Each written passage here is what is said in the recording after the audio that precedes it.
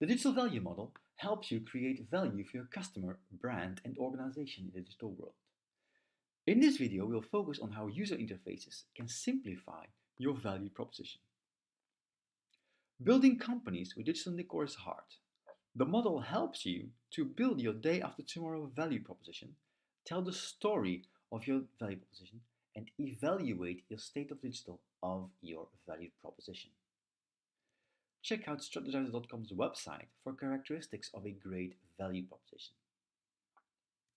So, first things first in the model. Write down your current value proposition. If you've never done that before, you can use the book Value Proposition Design and the Value Proposition Canvas from Alexander Osterwalder to write down your value proposition. Then into the model, we have two axes. The first one being technology as a facilitator, where we have intelligent augmented user interface and data to support the technological aspects of your value proposition. Those lead to the second axe, extreme customer centricity, where operational excellence combines those technological factors and combines them with the human side, the emotional connection, to write down and to become the best new value proposition ready for the digital reality. In this video, I'm focusing on user interface.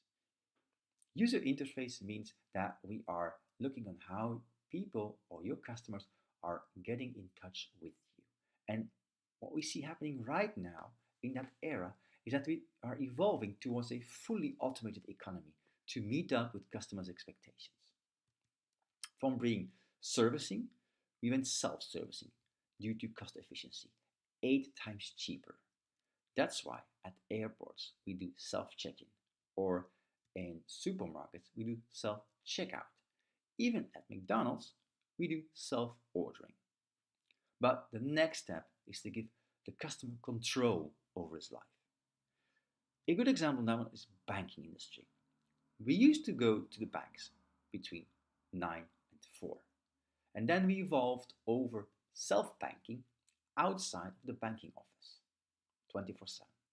And then we evolved to home banking, and today we are at a situation where you can do your banking wherever, whenever, and whatever you want, because you are as a customer in control, thanks to smartphones and tablets. So self-service became fully automated experience for the customer.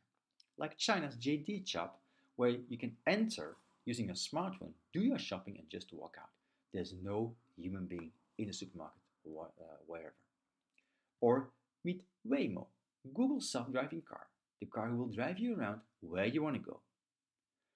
On a smaller scale, already in place today as well, at Volkswagen and other brands, they have traffic assistants who improve safety. This is also a fully automated situation where you are in as a customer. So, when the world is smart, services just happen to you. When you go to Regent Street in London, they've installed beacons there, beacon technology. And with this technology, they will hand you hyper-personalized offers specifically to you on your smartphone. So when you pass by a shop, you get your personal offer. This means companies will install human-like customer service. The best experience today, or example today, are the chatbots we see arise on Facebook Messenger or installed on the website, where a fully automated system helps you pick out new clothes, new shoes, and assist you in the buying process, from buying to delivery at your doorstep, whatever you want, whenever you want. Because people prefer programmed friendliness over authentic unfriendliness. And all of that in real time. Today, people just don't want to wait anymore. Real time is a new Okay, let me talk to KLM. Hi there, my name is BB. I'm KLM Service Bot, and I can help you pack your bag. I'm going to Kenya. I'm going to Amsterdam, Geneva. Shall we start packing?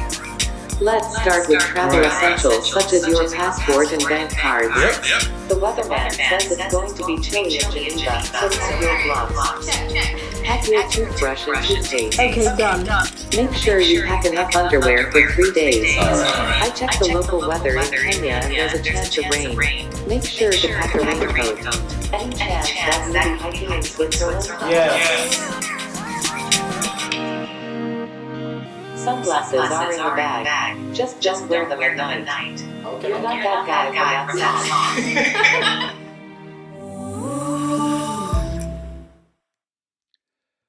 There's been a huge evolution in interfaces, from quite complex, remember all those remote controls over very simple with the Amazon Dash, to a fully automated and augmented experience in interface. This week, Google introduced its Open Table Assistant on Google Assistant, which makes automated reservations for you as you want it. You just say, "Hi Google, book me a restaurant and a table in Antwerp, for instance," and Google made a phone call for you and make a reservation, fully automated and fully augmented. So let's dive into the model. How can you improve your user interface? Try to answer those 4 questions. What does your user interface enhance or simplify a real-time customer experience? How does your user interface automate the customer experience? How can your user interface improve the customer experience? And last but not least, how can you give control over your value proposition towards your customer? Answer those 4 questions and you'll be one step further in the model. If you want to do further reading, since the model is based on Stefan Bellingham's books, I suggest you go check him out on his website or Twitter handle or start reading one of his books. Thank you for listening again. Hope to see you next time.